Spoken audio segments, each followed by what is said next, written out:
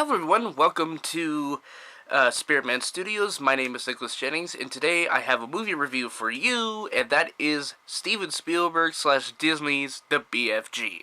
The BFG is an adaptation of Roald Dahl's novel of the same name, and it follows a big friendly giant, not the big effing gun for all of you Doom nerds, but the BFG stands for Big Friendly Giant. It begins with Sophie's journey from the orphanage into giant country, and from there, her and the BFG become friends, and a lot of really crazy, whimsical things start happening for a lot of things. A lot of things happen, and, I can't really give away a lot of details.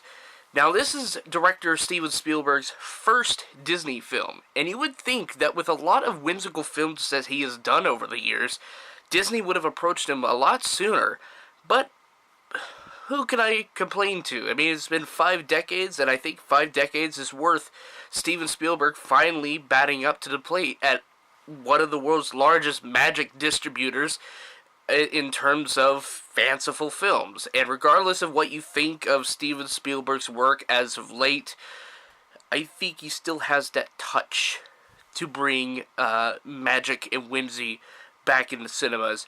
And for this movie, whimsy is a lot in this movie. It plays a lot of roles into this one film, and I think towards the end of this film, though, it does kind of drag on for a bit, unfortunately.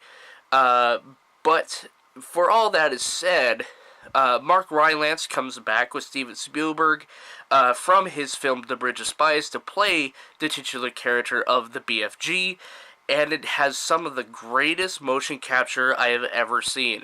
And it's very awesome to see how motion capture has really changed in the last decade and a half. You go from films like The Polar Express with the creepy Tom Hanks mustache guy conductor to today, when you could clearly see that, maybe his face is the real Mark Rylance. But that's all for subjectives. But it's really awesome, personally, to see how much this technology has grown to the point where the BFG looks almost real, like really real. And if you saw my review for The Jungle Book, I said almost the same thing about these animal characters, and it's great how the motion capture CGI has grown a lot. As far as characters go in this story, again, the BFG and Sophie, the main character of the story, really stand out, especially the actress who plays Sophie. I have to emphasize this, because the actress who plays Sophie is great. And it's one of the best child actors I have seen in his repertoire, like, in decades. I know I'm not that old of a person. I'm really not that old, but it feels like I've had years with Steven Spielberg when I watched a lot of his films. But Sophie is by far one of the greatest child actors, and I think with child actors, Steven Spielberg really gets that time after time again, and Sophie is the strongest I have seen, in ever. Let's see, what else was I going to talk about? Surprisingly, in this movie, there is a lot of fart jokes. Well, not really a lot of fart jokes. There's 2. There's really 2 fart jokes, and it actually works in this movie. It's not a blatant fart joke, but it's something that works with these characters. And I can't really explain why. Just remember Bubbles, really. That's just all I have to say. The CGI work at times can be a little bit hit or miss, but some of the best effects are the motion capture in some of the environments. I'd say that's pretty good. The mix between practical and CGI is nearly there. It looks pretty good. I'd say my only gripe with this film is that The first 45 to an hour is really slow. And I can understand why it had to be slow, because it had to establish these two characters together and to really, get this bond for both the BFG and Sophie, to really have it solidify. But it just went on just for a little too long, and I almost wanted to keep looking at my watch to see what time it was.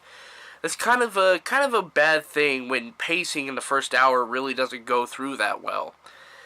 And of course, I have to mention John Williams. And John Williams, again, God, I don't know what it is with him and Steven. Like, they're really inseparable. They're like two lovebirds that just can't seem to get away from each other. And I'm not saying that's a bad thing, but John Williams does a lot of really good work. And, for him being over 80 years old and still doing a lot of the composing for Steven Spielberg's films, I think that's great. I think it's great from him. And with his music, it really does capture what Steven Spielberg wanted for this film, which was the whimsy to be in giant country, or for the BFG to capture the dreams and, make some dreams to spread around to people around the world. Stuff like that. The music really accompanies these scenes very well. Now, is this the best Steven Spielberg movie in years? I'd say no. It has a lot of, again, as I said, it still has some pacing issues. Some of the dialogue kind of is a little bit wonky, but I was told by someone who did read the book that was kind of par for the course for the novel, so I guess that works. But all in all, I didn't think it was that great of a film, but I didn't think it was that bad of a film either. It's in the middle. It's good. If you want to spend the night out and watching a nice little film by Steven Spielberg, go right ahead. But if you don't feel like you're into it, then I suggest you wait for Secret Life of Pets, Star Trek Beyond, whatever's coming out later that you really feel like watching. Or hey, go back and watch Finding Dory, or Central Intelligence, or Legend of Tarzan, or whatnot. Whatever's in theaters that fits your fancy. I'm giving this film an 8 out of 10. So until next time at the films, peace.